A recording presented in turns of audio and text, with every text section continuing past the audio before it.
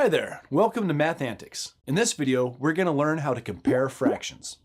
This fraction has 25% more fiber than this fraction. Ooh, but this fraction has trisodium phosphate. Well, it's not quite like that.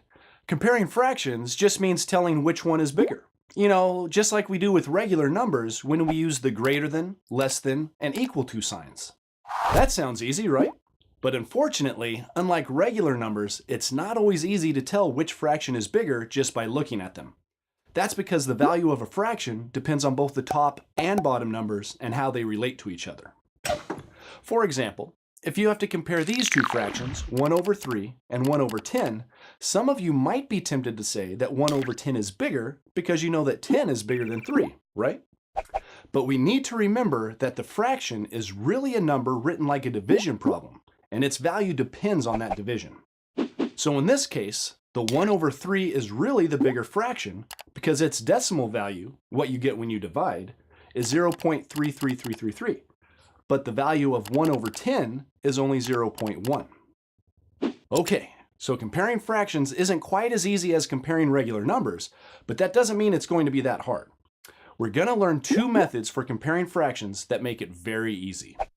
The first method is called cross-multiplying, and it takes advantage of the fact that it's easy to compare fractions with the same bottom numbers. If two fractions have the same bottom numbers, then we can just compare the top numbers.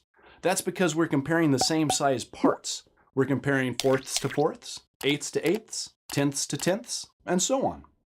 And the top number just tells us how many of those parts we have.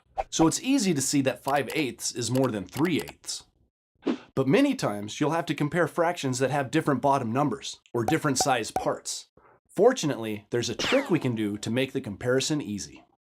In the Math Antics videos about common denominators, we learn a simple method for changing unlike fractions with different bottom numbers into like fractions with the same bottom number. Basically, it shows how you can multiply two unlike fractions by whole fractions made from the different bottom numbers, so you end up with the same bottom number. This will give you two new equivalent fractions that you can easily add, subtract, or compare. But there's a shortcut for comparing fractions. As long as we know that the bottom numbers of our fractions are the same, we don't really need to know what that number is. We just need to know what the top numbers will be, since those are the ones that we'll actually compare. So instead of multiplying each fraction by a whole fraction, we can just multiply the top number of each fraction by the bottom number of the other fraction. This is called cross-multiplying, because if you draw a diagram of what you're multiplying, it forms a crisscross pattern. After you cross-multiply, you'll have two numbers that would be the new top numbers if you had made like fractions, and those numbers will show you which fraction is greater. Let's try this cross-multiplying method on an example or two. Let's compare the fractions 7 over 8 and 4 over 5. We start by multiplying the second fraction's bottom number, 5, by the first fraction's top number, 7. And that gives us 35 for the new top number on this side. You'll always keep the answer on the side of the top number that you multiplied. Now for the other side. The bottom number, 8, times the top number, 4, gives us 32 for its new top number. Aha! Now it's easy to see that the fraction 7 over 8 is greater than the fraction 4 over 5 because its new top number, 35, is greater than the other new top number, 32. Let's do one more comparison by cross-multiplying. Let's compare 6 over 11 to 9 over 15. First, we'll multiply 15 by 6 to get the new top number of the first side, which is 90. Now you can always use a calculator to do the multiplications if you need to. Next, we multiply 11 by 9 to get the second new top number, which is 99.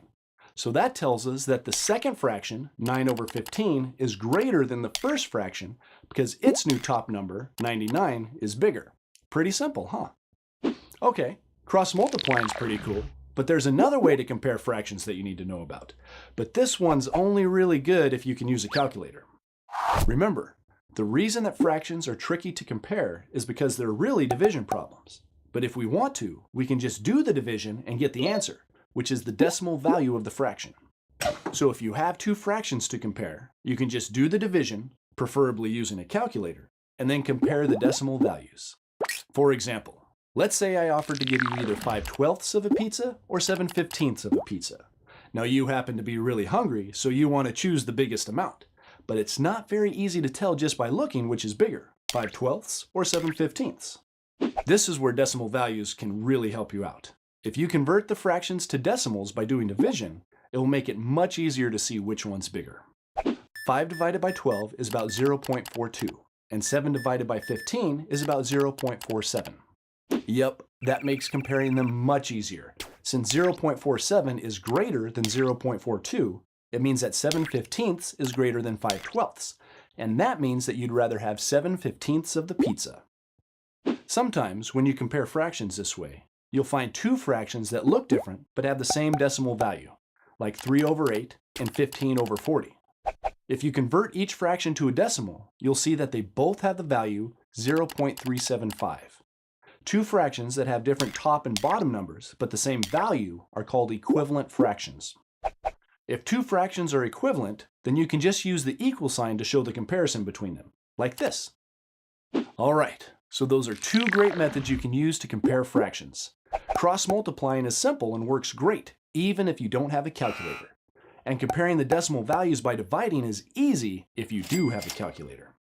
As always, practice makes perfect. So spend some time doing the exercises for this section, and I'll see you next time. Learn more at mathantics.com.